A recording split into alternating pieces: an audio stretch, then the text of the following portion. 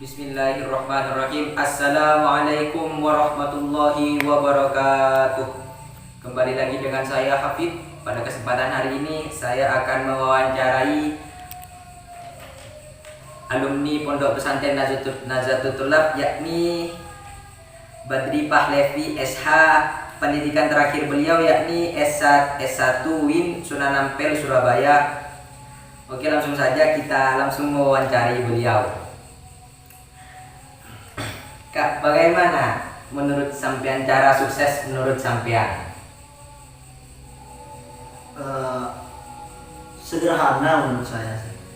Sukses itu tidak bisa kita lihat dari satu sisi.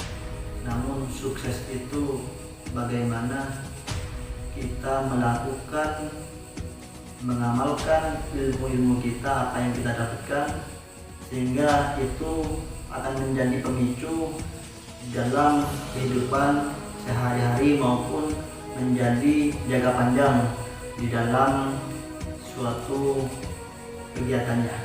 Jadi apapun yang kita kejar, kalau kita tidak mengamalkan apa yang kita miliki, maka akan sia-sia.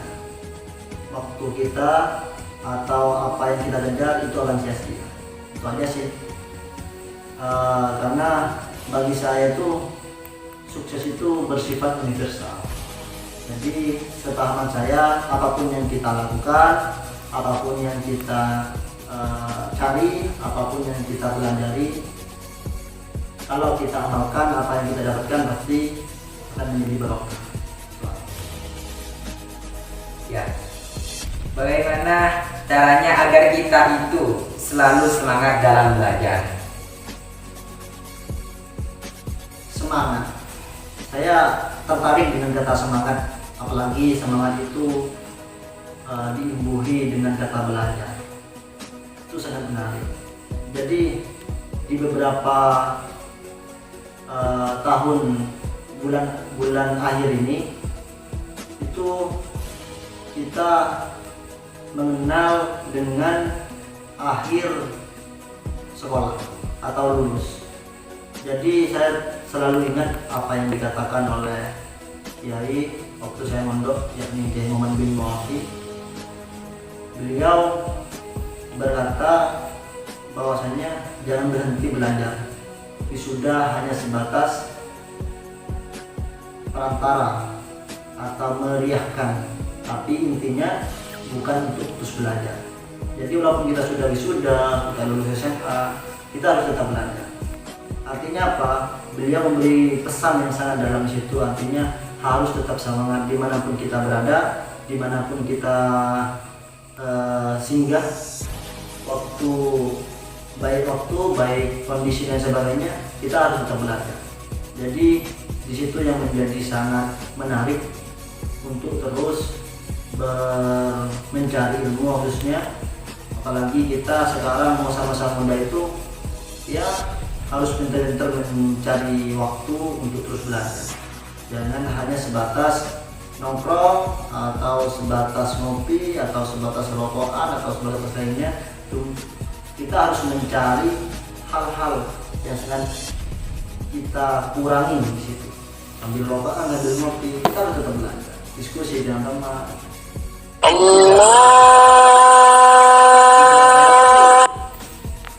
Jadi tidak ada waktu untuk putus belajar. Jadi setiap hari, setiap jam, selalu kita berkegiatan atau kita bangun dari itu terus harus belajar. Artinya tidak hanya sebatas baca buku. Belajar itu banyak kategori. Belajar untuk menghargai orang, bagaimana bersosialisasi dengan orang, belajar bagaimana untuk berkomunikasi dengan orang, itu sama dengan belajar. Cuman itu tidak kita temui di kursi sekolah. Jadi hal-hal yang sudah menjadi teori sekolah kita harus praktekkan di lapangan. Itu artinya sama-sama belajar. Itu aja. Ya. Lanjut ke pertanyaan yang ketiga. Bagaimana cara kita? Masih Bapak. Bagaimana cara kita sukses di umur 20 tahun? Sukses di umur 20 tahun.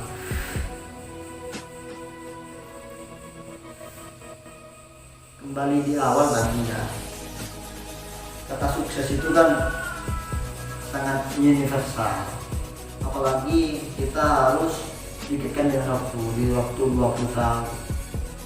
Kalau secara finansial atau sukses dengan ukuran nominal itu sangat minim kita temui.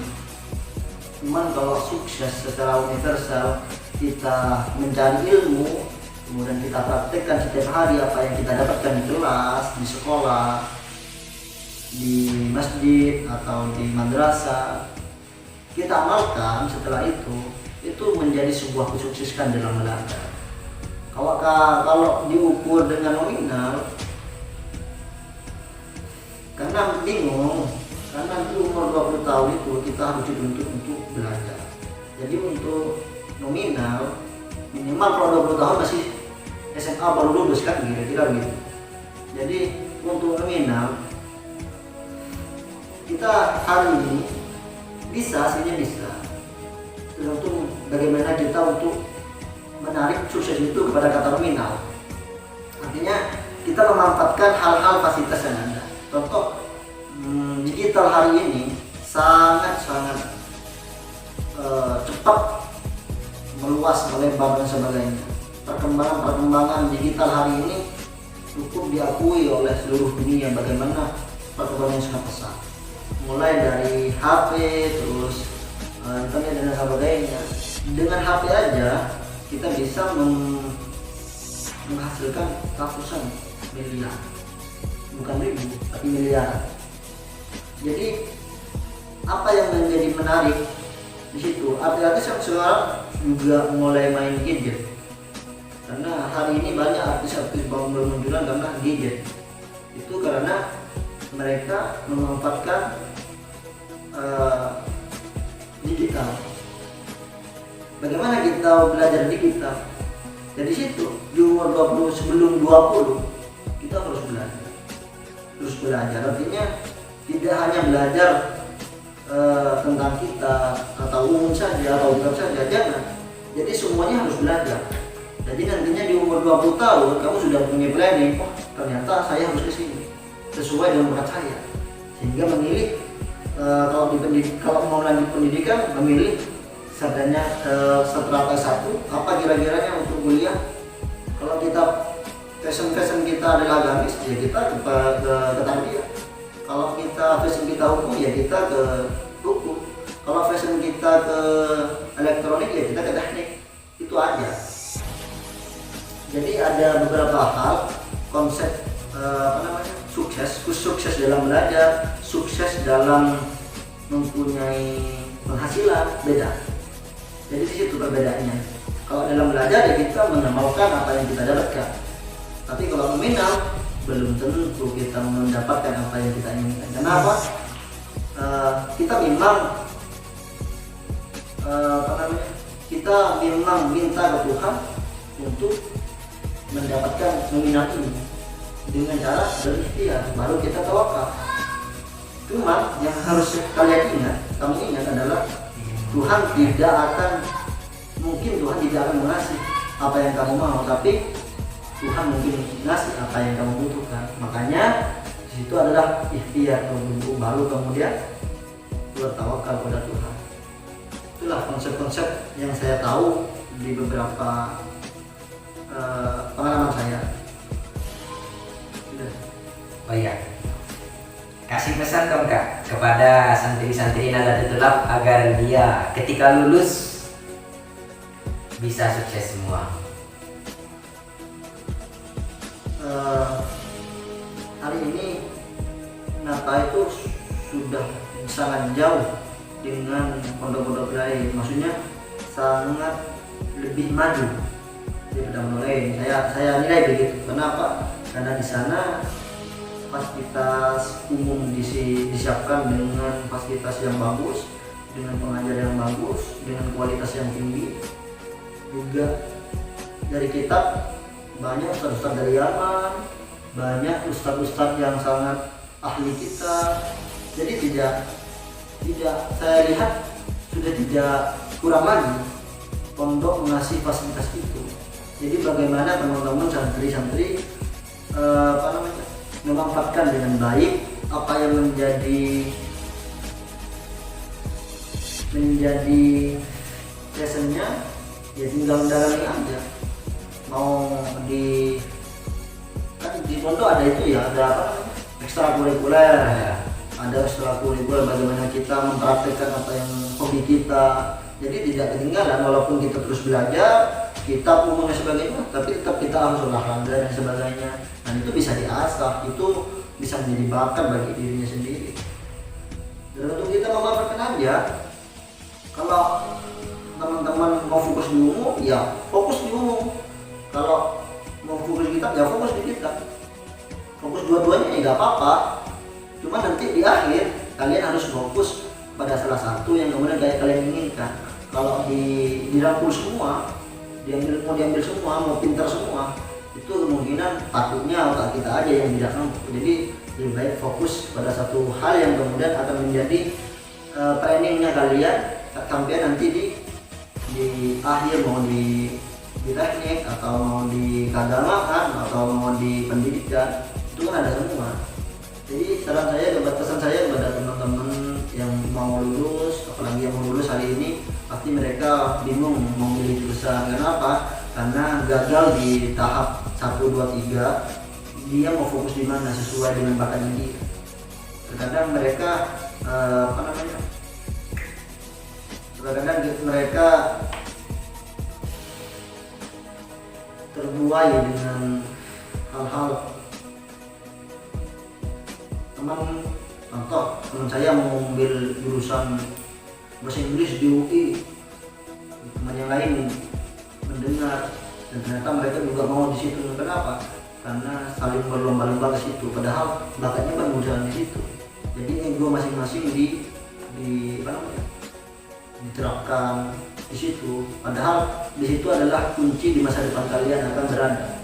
Jangan memakai ego dalam mengambil jurusan, tapi memakai diri sendiri, introspeksi dulu, kemudian kita ngambil jurusannya. Ternyata fokus kita semua nih, ternyata saya fokus di sosial hukum, sosiologi, hukum dan sebagainya. Jadi saya ambil hukum.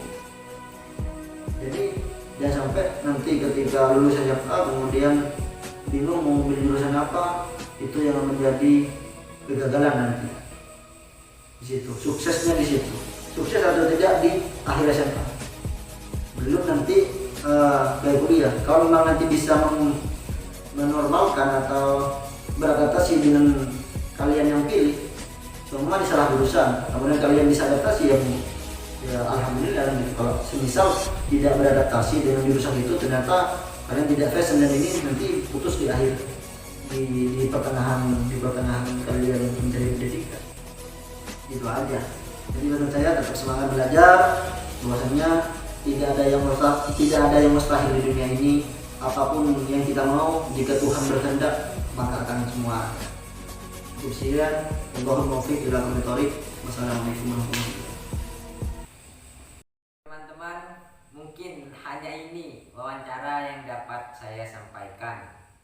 Apabila ada tutur kata yang salah, itu datangnya dari saya, dan apabila ada tutur kata yang benar, itu datangnya dari Allah Subhanahu wa Ta'ala.